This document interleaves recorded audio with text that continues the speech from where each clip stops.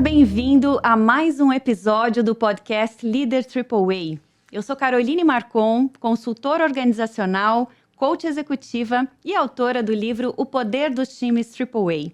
Hoje, o meu convidado é Arthur Rufino. Muito bem-vindo, Arthur. Prazer estar com você aqui hoje. Prazer Obrigado pelo convite. Prazer é meu. O Arthur é CEO e fundador da Octa, uma plataforma digital de economia circular para o mercado automotivo, buscando transformar a forma como veículos de fim de vida útil são gerenciados no Brasil. A empresa se concentra em 3 frentes de atuação: intermediação de veículos para desmanche, estruturação de centros de desmontagem veicular e um marketplace de peças usadas com garantias. Antes de fundar a Octa, o Arthur foi CEO da empresa familiar fundada pelo seu pai, Geraldo Rufino, que tornou-se a maior empresa de reciclagem automotiva da América Latina. Ele desempenhou um papel fundamental na transformação da imagem desse mercado no Brasil, implementando práticas inovadoras e sustentáveis para o desmanche de veículos, gerando impactos econômicos, sociais e ambientais significativos. Arthur Rufino também é autor do livro Inovação para Não Inovadores, onde compartilha insights sobre como as empresas tradicionais podem adotar práticas inovadoras. Ele também atua como palestrante e mentor em programas de aceleração e transformação digital para empresas. Seja muito bem-vindo, Arthur. Obrigado. Você me explicou melhor que eu. Ah, que bom, que bom. Fiz um bom resumo. Fiz o meu trabalho, fiz a minha pesquisa. Excelente, Arthur. A gente tem conversado bastante nas nossas mentorias, onde a gente participa.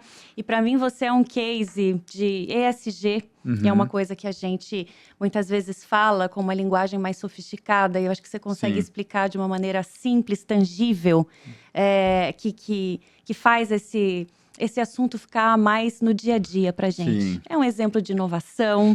Então, a gente vai ter muita coisa bacana aqui para conversar. Legal. Eu queria começar falando um pouquinho da ideia que você explora no teu livro, falando como empresas tradicionais podem se tornar inovadoras. Quais são os primeiros passos, então, Arthur, para um líder de uma empresa tradicional que deseje inovar? Acho que tem um desafio grande, que é você perceber que a sua especialidade, né, o excesso de conhecimento que te colocou naquele negócio e te trouxe até determinado ponto dessa empresa tradicional é justamente, ou normalmente, o que te impede de inovar. Porque você tem muitas certezas, você sabe para onde a água vai a hora que você joga no chão, etc. Então, o desafio deste perfil de empreendedor, esse perfil de executivo, é dar um passo para trás e começar a perceber o negócio dele numa posição de leigo. Como que você consegue se colocar numa posição de leigo? Então, a gente explora bastante isso dentro do livro, que é quais são os exercícios, né? Qual é o passo a passo para você fazer esse que é, na minha opinião, dentro de tudo que eu trouxe aqui dentro do livro de desafios para você conseguir inovar numa empresa tradicional, o principal é desligar o que eu sei. Porque quando você olha para a jornada dentro da JR Diesel e como que isso virou uma disrupção do mercado como um todo, a gente está falando de um negócio não só tradicional, mas muito marginalizado. A gente tem um desmanche de veículos que o brasileiro percebe como uma coisa ilegal, que tem sim um lado ilegal muito forte, mas tem a forma legal de se fazer. Quando você traz toda a jornada desse mercado nas últimas décadas, como que eu atuo? Eu me protejo da corrupção, eu tento fazer negócios muito lucrativos, mas sem escala, porque se eu escalar, eu vou ter que pagar imposto, eu vou ter que ter um nível de organização mais complexo, etc. As pessoas não querem complexidade, né? Então, quando a gente chega propondo novas formas, tudo isso só foi possível porque tinha um fulano lá dentro, chamado Arthur, que veio como uma figura externa, né? Eu não tinha a especialidade que meu pai tinha. Só que eu tinha o direito, por ser sucessor, um potencial sucessor, de questionar.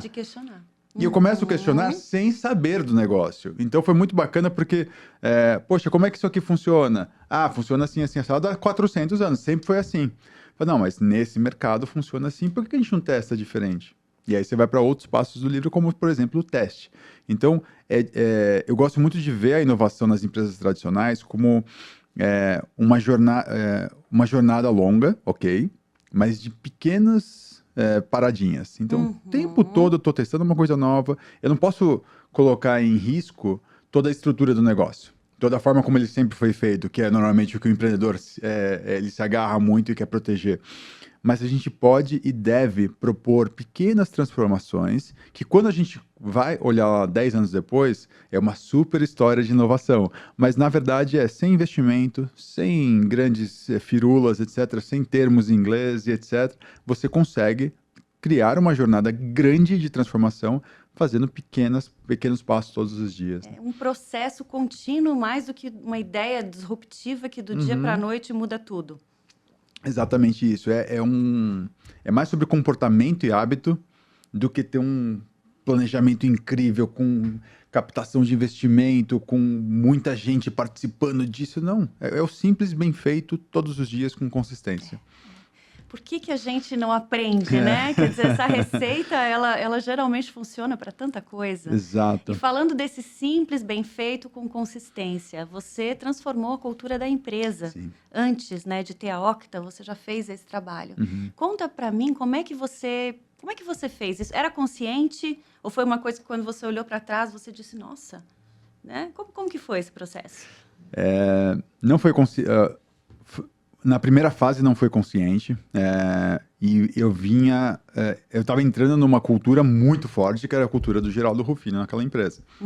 A empresa nasceu dele, a empresa nasceu com as características dele. E quando eu começo a entrar, essas coisas que eu vinha propondo, para mim, na minha, de novo, visão de leigo, pouco experiente, tanto no mercado, mas até como profissional, eu falei, por que as pessoas não estão entendendo?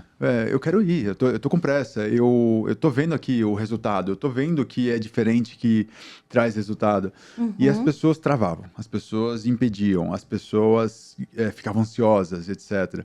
E aí, num primeiro momento, eu vou me adaptando para tentar entrar melhor nas pessoas, etc. E começar a ganhar esses aliados num processo de transformação, que talvez eu nem tivesse consciência ainda que eu estava no processo de transformação. Mas depois, já consciente, eu comecei a perceber o seguinte: não tem problema a pessoa não ter a visão total. Tá tudo bem a pessoa não ter a visão total. A visão total normalmente está só na mão do CEO, do empreendedor. Essas pessoas, sim, ela tem que ter a visão completa. Se você começa a entregar para alguém que é operacional uma visão muito grande, de médio e longo prazo, ela fica ansiosa, porque hoje ela não consegue alcançar aquilo. Então ela começa a ficar com medo, fala assim, como que o Arthur quer chegar aqui? Porque essa pessoa está acostumada a ver o dia seguinte. E você precisa das pessoas que venham o dia seguinte. Você não pode tirar essa pessoa desse contexto e jogar ela. Ela não está errada de ver o dia seguinte. Você precisa das pessoas que veem o dia seguinte. A gente precisa das pessoas que veem o mês seguinte. E você precisa da pessoa que vê 5 anos, 10, 15, 20 anos para frente. Então, nessa jornada, quando você começa a respeitar esses perfis e entender onde eles são necessários, você começa a construir, sim, uma cultura. E aí você coloca os pontos certos nos lugares certos, etc. Você cria uma comunicação adequada com cada nível da organização. Então, de novo, contando agora, parece, nossa, tivemos uma visão. Não, a gente vai testando. Acontecendo. Exato. Mas de novo, não adianta a gente sair testando e não, entre aspas, registrar as coisas. A gente precisa medir as coisas. Então, o testar e deu certo por quê? Deu errado por quê? Se deu errado, como que a gente corrige? E testa de novo. Então, essa consistência precisa ser registrada, ela precisa virar um indicador em algum momento. Né? E você criou rituais para essa cultura, seja de comunicação, seja de novos processos, algum tipo de ritual que ajudasse a acelerar esse processo de mudança? Eu acho que a JR Diesel, especificamente, ela tinha uma cultura muito forte de proximidade com os colaboradores. Meu pai é o tipo do cara que sabe o nome dos filhos de todo mundo e tá sempre muito próximo. A pessoa chega meio torta no dia e fala assim, não, geral, aquela pessoa tá estranha hoje, eu preciso atuar em cima dela. Uma sensibilidade incrível. Então, essa cultura muito próxima me dava um certo conforto que eu não precisava ser essa figura tão próxima. Então, eu tinha a tranquilidade de explorar isso de uma forma muito diferente. Então, eu não precisava de rituais, os rituais já existiam. Então, eu simplesmente usava os rituais existentes para começar a colocar sementinhas, etc. Eu brincava com meu pai que eu tinha as células terroristas, né? Em cada departamento, eu sempre tinha uma pessoa que eu tinha engajado. Que eu ia lá e eu focava naquela pessoa. Eu não tentava mudar o departamento inteiro para mim. Eu pegava um. Tinha um que eu- influenciador, no Exato. caso. E aí eu ficava plantando as ideias, eu trazia a pessoa, ia fazer uma visita numa empresa diferente, eu levava a pessoa junto comigo. Então, aos poucos, eu fui. Não era o Arthur falando, era a pessoa que já é da área, que é respeitada, porque eu não era respeitado por ninguém. Eu era respeitado por obrigação, por ser filho do dono. Mas essa pessoa era respeitada naquela área. Então, eu construía esse relacionamento com essa pessoa, eu trazia ela junto comigo e sempre regulando essa questão da ansiedade, etc. Eu já vi gente quase pedindo demissão, falou assim, Arthur, não dá pra fazer o que você quer. Desesperados, assim, não perdi o sono e pra mim tava tudo bem, por que você tá assustado, né? Então foi muito um desafio de controle emocional do Arthur, para que o Arthur não atropelasse as pessoas. Então tinha ritual, tinha processo, tinha tudo isso, tinha cultura, mas tinha o cara que estava tentando disruptar, ele podia quebrar tudo se ele não respeitasse o legado. Sim. O respeito ao legado, que é uma coisa que eu também falo muito no livro, é uma questão de que quem está liderando um processo pequenininho ou gigante de inovação precisa ter muito claro. Precisa ter. Aquela empresa chegou até aquele ponto porque ela fez uma lição de casa. Essa lição de casa não pode ser eliminada para você pensar futuro. Você precisa pegar a melhor versão dela e trazer para o próximo passo. Então, esse respeito ao legado é uma coisa que eu aprendi no caminho, não aprendi no começo. Eu era muito arrogante, muito fechado a novas ideias. As minhas ideias eram as boas. E o desenvolvimento da inteligência emocional, muito através de terapia, foi muito importante para mim, que conseguiu trazer tudo isso e desenvolver o processo. E para virar a chave da inovação dentro da JR Diesel, primeiro, você precisou trocar muitas pessoas, contratar pessoas novas com perfil diferente, demitir outras? Eu acho que esse foi um pouco da arte do sucesso do nosso processo de inovação numa empresa tão tradicional, foi não mexer nas pessoas. Então, eu não precisei fazer cortes, eu não precisei de novas pessoas, contratar gente de mercado, até porque o perfil de gestão do meu pai, a cultura que meu pai tem, é uma cultura de liderança diretiva. Eu pego na sua mão, te mostro o que fazer o tempo todo. É aquela coisa que é exaustiva para o empreendedor e você precisa de pessoas que não precisa ter uma ultra desenvoltura em qualificação. Ela é uma pessoa que sabe executar bem aquilo que você pede todo minuto. Então, isso aumentou muito o meu desafio quando eu vou trazer a inovação, porque quando você começa a jogar desafios que eu preciso que você pense junto comigo e você está acostumado a só obedecer o que eu te falei. Exato. É um estilo de gestão completamente diferente. Total. E aí criou-se um departamento de inovação que não existia nem a palavra no nosso vocabulário, que era formado por uma pessoa. Então, eu era responsável por pensar toda essa inteligência. Não que eu fosse mais inteligente ou menos inteligente, mas eu era o único dedicado a isso. Sim. Então, teve muito pouca mudança na organização, nas pessoas. O que começou a acontecer foi algumas lideranças começaram a se ver fora daquilo. E aí, naturalmente, não por maldade, elas começam a bloquear a evolução das coisas. Por quê? Porque ela não consegue acompanhar mais. Se identifica. A empresa mudou, o processo ficou mais complexo, trouxe a parte de informática, né, para dentro de coisas que ela fazia na mão. Então, essa insegurança, o que eu precisei fazer no final foi muito de uma jornada de transição para algumas pessoas. Tinha gente que sabia que não tinha mais espaço para ela, a empresa não ia conseguir, ela não estava afim de evoluir junto, ela não ia buscar novos conhecimentos, e ela sabia que em algum momento ia chegar ao fim. E a gente também sabia. Mas uma cultura muito forte que meu pai trazia era o carinho com disciplina. Carinho com disciplina. Exato. É muito forte para ele isso. Então, sim, ele vai cobrar resultado, ele vai ser duro, etc. Mas é sempre com muito carinho. Ele fala carinho de mãe e disciplina militar. Então, uma das pessoas que foi o nosso maior desafio para as transformações da empresa era o primeiro funcionário da empresa. O cara me carregou no colo, literalmente. Imagina. E aí, ficou pro Arthur a missão de contar para ele que em algum momento ele sairia. Então, ele já era uma pessoa, vamos pensar totalmente de forma fria, congelada. Ele já era descartável há 2 anos, tecnicamente. Não era mais a pessoa ideal para estar ali. Não mexemos no cargo dele, não colocamos alguém acima dele. Chegou nesse segundo ano que ele já não era mais a pessoa ideal ali, o meu amigo, vou fazer o seguinte. Vai chegar o momento. O que você quer fazer da vida quando você não estiver mais aqui? Puta, o meu sonho é fazer tal coisa no litoral, não sei o que, blá, blá. Vamos fazer isso junto em 3 anos? Você gerenciou essa transição junto Exato. com ele, com respeito. Exato. Assim, eu não estava gastando dinheiro na empresa, eu estava garantindo que estava sendo respeitado o legado, que ninguém ia ficar desesperado de ser cortado. De repente, porque aquele departamento deixou de fazer sentido, etc.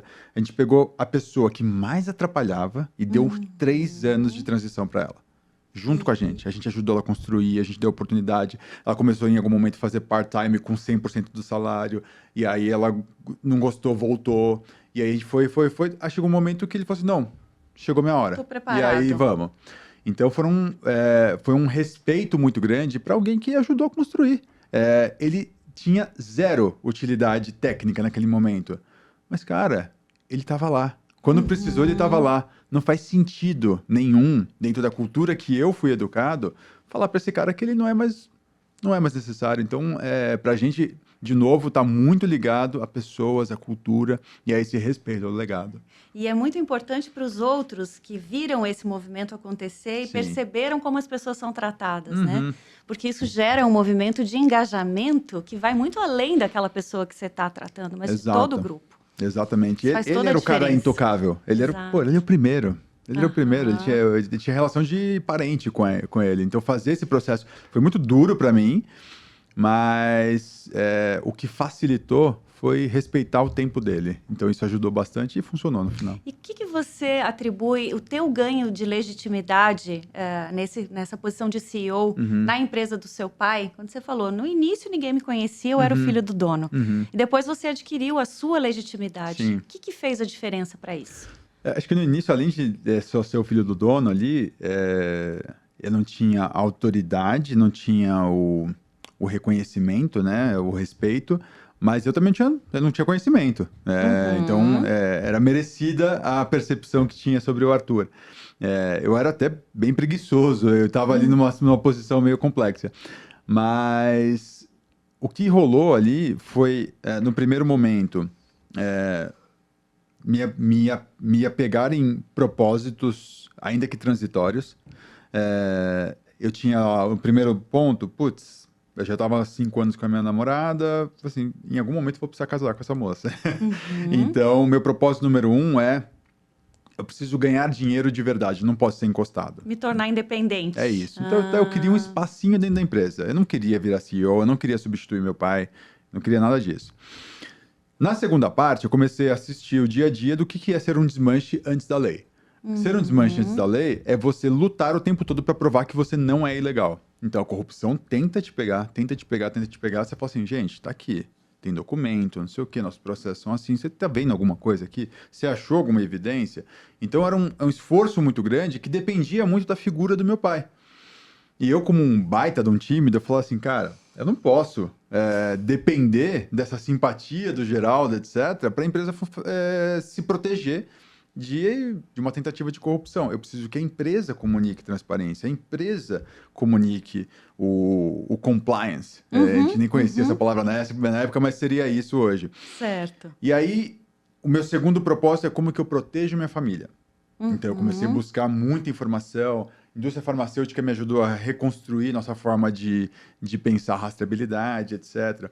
E aí, foi nascendo isso. Neste meio tempo, eu comecei a ter algum gosto pela empresa. Eu não gostava da empresa. Mas, transforma aqui, transforma ali, começa a ser reconhecido, blá, blá, blá. Falei, bom, deixa eu ser um pouco mais ousado. Eu comecei a transformar mais coisas, essa coisa vai virando uma bola de neve. e virou uma transformação que a gente cresceu 8 vezes em faturamento com o mesmo tamanho de estrutura, mesmo tamanho de time. 8 vezes? 8 vezes. Foi muito legal, assim. Que ano foi isso, Arthur? Isso foi entre 2007, 2008 até 2012. Então, foi muito expressivo o crescimento. Muito. E mais do que o crescimento de faturamento e lucratividade, foi o reconhecimento público. Não a rede social, esse clube nem existia, mas quando a gente começa a sair em valor econômico, Isto é Dinheiro, Época Negócios, como um desmanche fora de páginas policiais. Isso chama atenção, realmente. Chama muita atenção. E aí os caras começaram a buscar termos. Não, a gente não pode chamar ele de desmanche. E aí a gente falou, por que não? Não sei o quê. A gente chama desmanche. Falou, não, olha aqui, ó, no dicionário Aurélio, a única opção para a palavra desmanche era uma atividade criminosa. Então a gente foi lá, não, centro de desmontagem veicular, a gente começa a mudar as nomenclaturas do mercado. Então, teve um impacto muito além da tua empresa, né? Muito. Isso que eu acho incrível nessa história. Foi muito legal. E aí, o final disso foi que quando... Putz, será? Eu estava fazendo projeto com seguradora, estava fazendo projeto com montadora, tentaram comprar a nossa empresa em 2012 com uma puta fortuna, etc. Estava funcionando muito bem as coisas, tentaram proibir nosso segmento. Então, aquilo que eu vinha 5 anos me preparando, que era como é que eu protejo minha família, uma das proteções era de uma tentativa de proibição. E aí, quando veio... Putz, eu tinha manual de ISO pronto, etc. Eu falei assim, ó, tá aqui, ó, a metodologia é essa de rastreabilidade, a metodologia de desmontagem é essa, a metodologia de controle de contaminação ambiental, etc. é essa. É assim que se faz bem feito no Brasil e no mundo. E aí a gente conseguiu transformar a tentativa de proibição na lei do desmanche. E aí foi a primeira vez que eu falei, puta, eu quero ser CEO, eu quero substituir meu pai, etc. Porque virou propósito. Aí esse os outros propósitos, assim, eu sei porque eu estou trabalhando. Esse novo nada mais vai me parar até eu alcançar isso. Então muda muito quando você tem clareza, você tem paixão pelo propósito que você está perseguindo. E percebe o impacto que você é capaz de gerar, não só na sua empresa, mas em muitas outras, né? Porque, como eu falei aqui, tem impacto social, tem impacto ambiental. Então, é muito além de você ter uma empresa lucrativa. Sim. E você começou a fazer isso antes de o ESG estar na moda, né? Exato. Muito antes. É legal que o nosso case, você fala de ESG, né? O ESG, você tem o ambiental, o social e a parte de governança, né? Você tem os 3? A gente tem tudo. No ambiental, a gente tem lá um impacto violento. Lá a gente tem 3,7 toneladas de CO2 que deixam de ser emitidas a cada veículo desmontado. Nossa. Quando você vai para o social, além da democratização do acesso à manutenção, a gente já reduziu no estado de São Paulo, desde a lei do desmanche, foi a primeira vez que caiu o indicador de roubo em São Paulo. Olha. Primeiro ano, 26% de queda de roubo. No acumulado, a gente já tem 62% de queda de roubo. Então, a gente caminha para tornar o roubo de carro em algo inútil. Sim. Em São Paulo e outros estados. Dificultar ao máximo, né? Exato. E o último, quando a gente fala de governança, não é a governança da minha empresa. A gente criou um arcabouço legal para que você possa empreender nesse mercado com segurança, fugindo da corrupção, com muita transparência, ajudando o consumidor a comprar o certo. Porque você tem lá a etiqueta de Detran. Quem compra hoje uma peça usada sem etiqueta do Detran sabe que está sendo conivente com uma peça roubada. Então a gente trouxe transparência e ética para o setor. Então é muito legal você ver esse tripé, contando agora maravilhoso. É maravilhoso. Só que foi uma construção de quebra-cabeça, pecinha por pecinha. Passo a passo. Mas a imagem final é maravilhosa. Tem um vídeo que você fez recentemente que eu achei incrível, que o título é A Minha Empresa Ajuda a Reduzir a Criminalidade. E eu acho que, puxa, é incrível você poder dizer isso, né? Porque é um impacto muito expressivo. Assim, por mais que a gente já fosse ali a maior empresa do segmento na América Latina, a gente é muito pequeno perto do potencial do mercado. Hoje é um mercado de 5, 6 bilhões por ano e a gente está faturando lá, sei lá, 60 milhões. A gente é nada perto do mercado. O oceano é enorme. Então, tá só começando, né?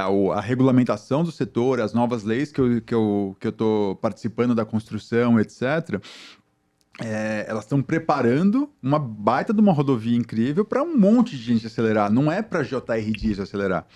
Então, isso foi uma coisa que me deu muita satisfação, é que eu não fiz para a gente, eu fiz para o mercado. E quando eu saio da JR em 2020 para fundar a Octa ela nasceu para dar potência para os concorrentes da JR, porque Olha eu sei isso. que essa não é uma missão que a JR vende sozinha. Então a clareza de propósito para mim era tão grande que eu precisava falar assim, galera, vem junto. Eu preciso de vocês muito preparados, porque a gente não tira o bandido do mercado se a gente não tiver junto. Sozinho eu não vou fazer. Vamos eu não falar acredito. da Octa agora, né? Bora. O propósito é promover a economia circular no setor automotivo, certo? É isso. É basicamente isso. E a gente faz isso de duas formas, né? Básicas. A primeira é, eu vou na frota, principalmente B2B, e conto para ele, ó, sabe esses 10% de veículos que você está vendendo que ninguém quer? Tem um motivo para ele não querer. Ele não tem liquidez, ele está surrado, ou ele está batido, ele está abandonado há muito tempo.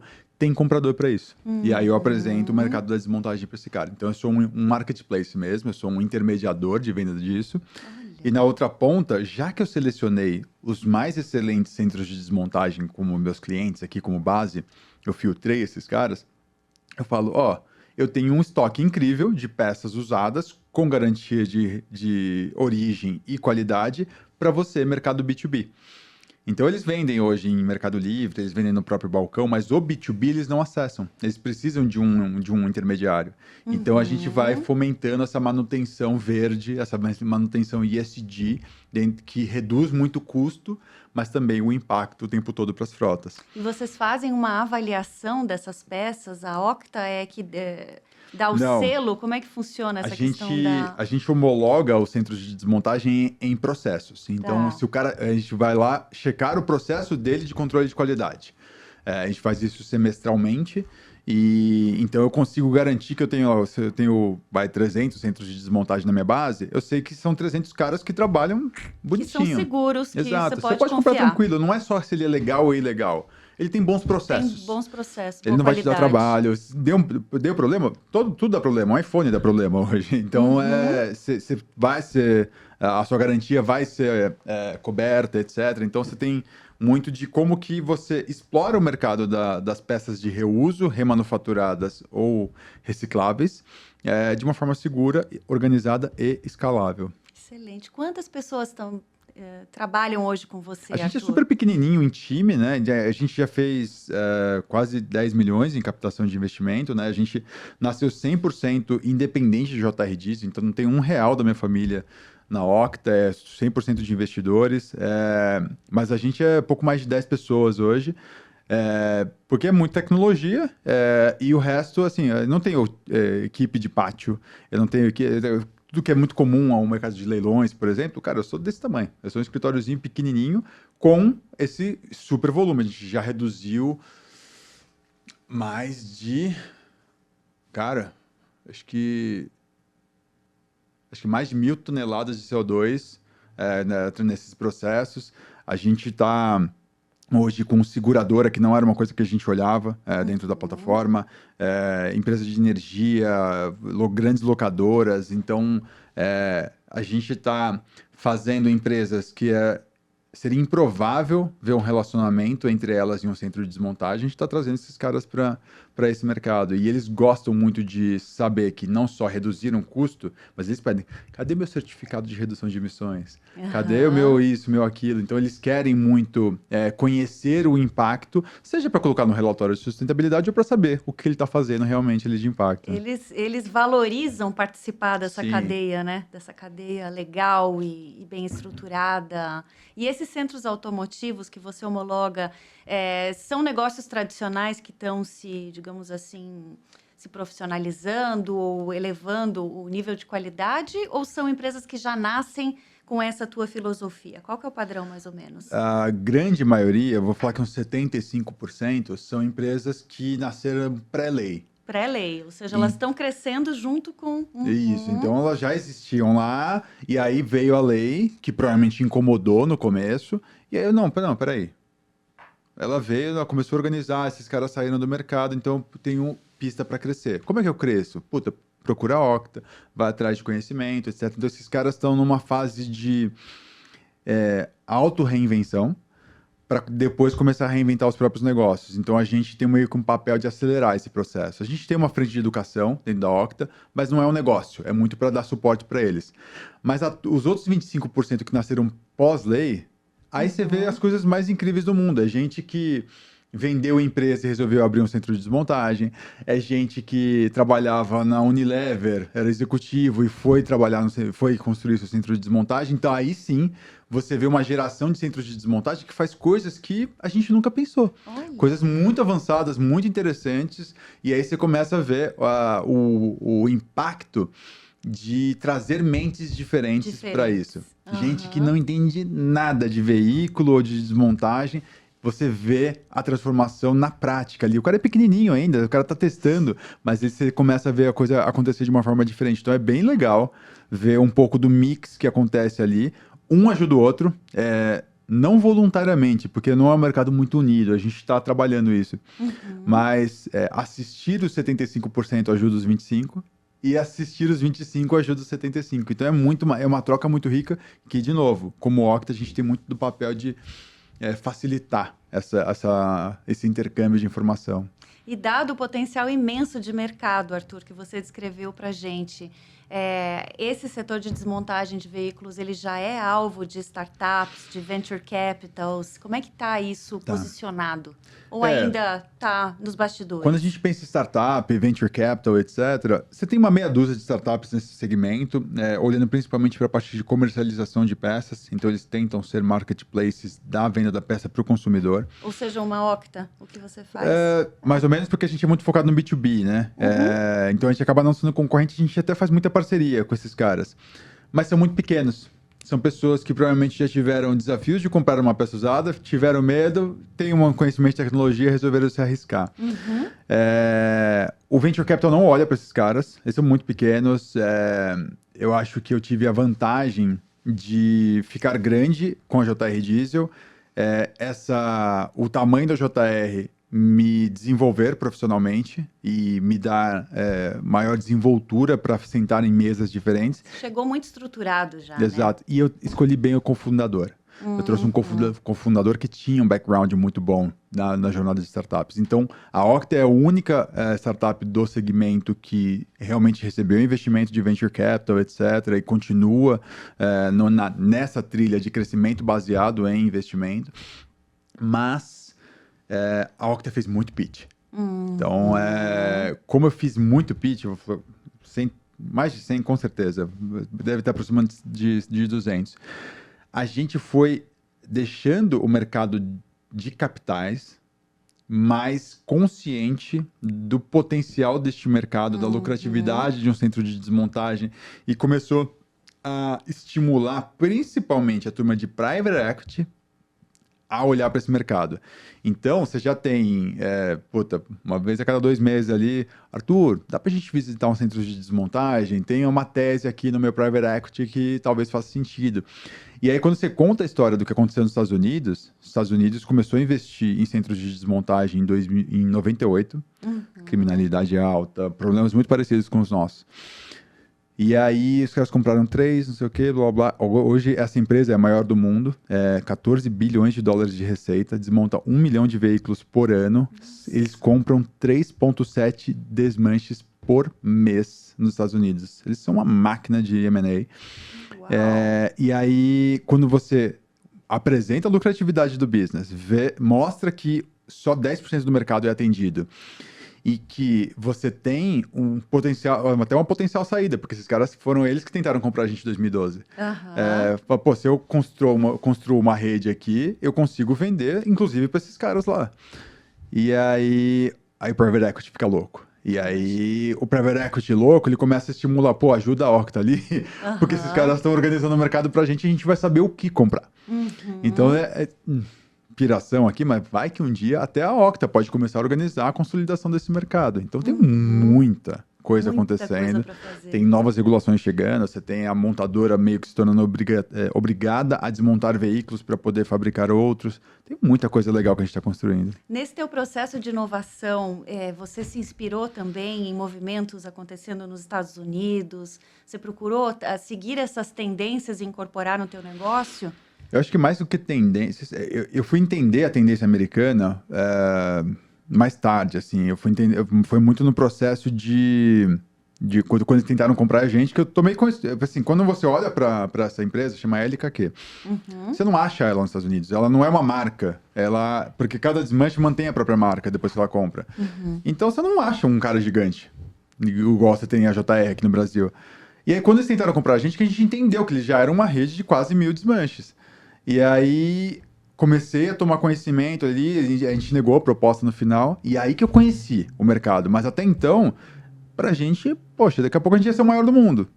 Não tinha um cara grande. Interessante. Então, aí depois que a gente entendeu um pouco dessa dinâmica. Mas eu visitei muitos países para entender o modelo de negócio em cada praça. Então, eu tive em 10 países entendendo isso, de Argentina, Estados Unidos, Inglaterra, França, Japão. E todos eles tinham pedacinhos para emprestar para nossa visão de o que seria o ideal para o Brasil. Nenhum era copiável. Então, de certa forma, sim, a gente acompanhou tendências, mas era muito mais a parte técnica. Porque o Brasil tem características muito individuais ali. A gente é um continente, né? Então, as coisas se comportam de forma diferente. Se fosse para copiar, talvez o americano. Mas eles têm muita disponibilidade de caixa para inventar moda. A gente não tem. Então, a gente precisa ser um pouco mais criativo para rebolar aqui. Excelente, excelente. Arthur, além desse case tão impressionante na parte de negócios com a Octa e esse movimento, você é um exemplo bem sucedido de sucessão familiar. Me conta um pouquinho dessa história, o que você acha que foi fundamental para que você e o seu pai conseguissem orquestrar essa sucessão de uma maneira tão bem sucedida? Acho que o primeiro ponto é terapia, né? Muito Porque bom. O que eu aprendi no meu processo sucessório é que a sucessão é uma responsabilidade do sucessor. Porque normalmente você vê o sucessor, tipo, minha mãe não me ajuda, porque ela bloqueia isso, bloqueia aquilo, meu avô é uma pessoa difícil, blá, blá, blá. Eles são difíceis. Dificilmente você vai ter uma relação pai e filho, mãe e filho, etc., que, poxa, é totalmente fluida, que tudo vocês concordam, etc. E normalmente isso não é produtivo. Se não tem a oposição, você não tem evolução, você não tem inovação. Sim. Então, quando você se depara num processo sucessório que, poxa, o pai bloqueou aquilo, o tio bloqueou aquilo, a mãe bloqueou aquilo, cara, aquela pessoa já teve o desafio de empreender do zero, né? Vamos falar que é o titular, né? Essa pessoa fundou a empresa, ela levou até aquele determinado ponto. Isso foi empreender para ela. Você está assumindo de determinado ponto. Isso não te torna mais competente ou menos competente. É uma questão de que você precisa empreender também daqui para frente e o seu empreendimento é empreender a sucessão.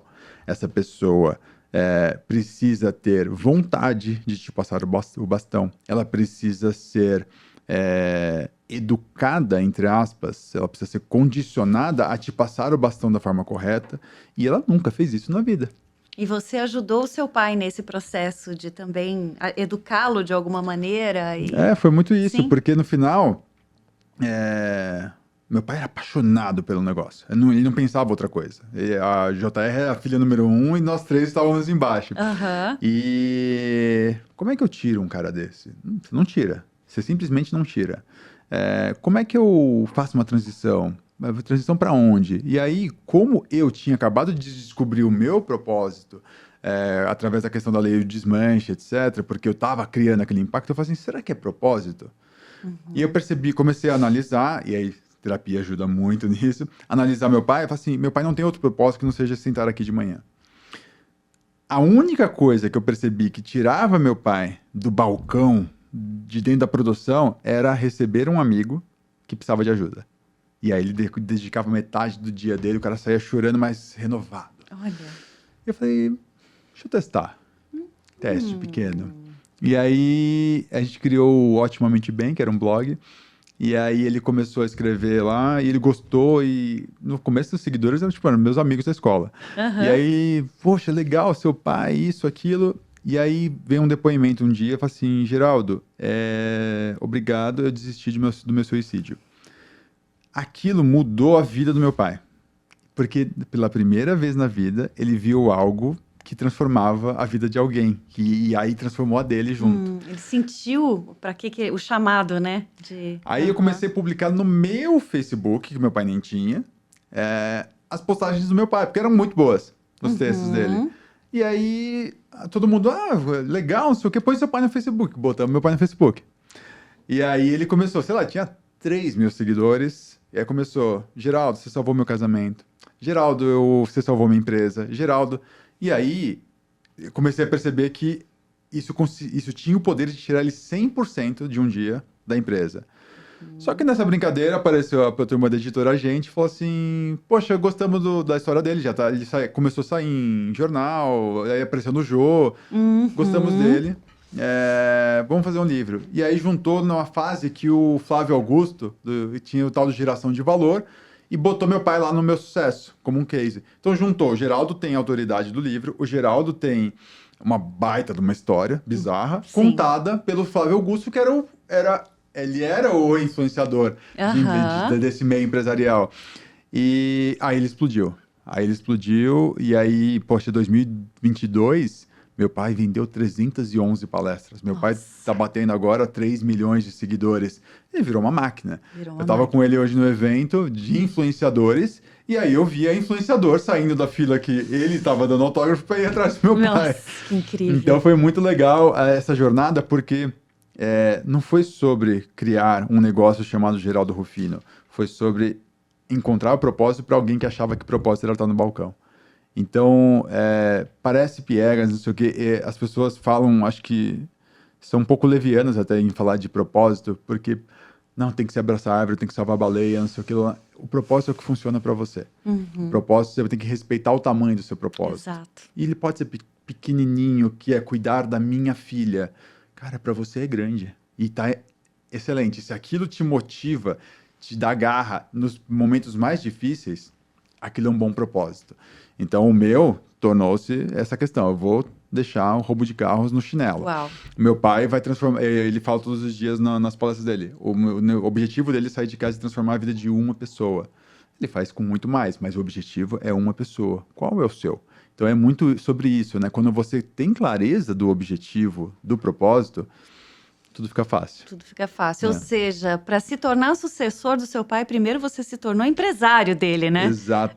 Você achou uma maneira de inovar e é interessante observar, Arthur, que a tua mentalidade é de inovador. É de sempre buscar uma solução ótima, não só para você, mas para que traga valor. Ou seja, como é que eu resolvo o problema dele, que é encontrar um propósito maior para ele, para que a gente consiga fazer uma sucessão que seja boa para mim e para ele. É isso. São processos de inovação. É o desmanche criativo que eu trago no livro o tempo todo. E é a maneira de pensar. E é importante a gente perceber isso, porque uma vez que você entende a maneira de pensar do outro e você começa a usar esses esquemas, você começa a se tornar também uma pessoa capaz de gerar soluções. Exatamente isso. É muito interessante. É um processo até meio viciante, assim. Você quer ficar reinventando as coisas, porque você sempre acha que tem a próxima versão sempre será melhor. E no final Porque se você respeita esse processo de fazer pequenininho o tempo todo, só evolui. As quedas são muito pequenas para representar alguma coisa. Cara, que incrível. Arthur, muito obrigada. Imagina. Aprendi muito com você, já sabia disso. Obrigado. Espero que você tenha gostado também. E você que nos assistiu, conta pra gente nos comentários o que você mais aprendeu hoje com o Arthur Rufino sobre inovação.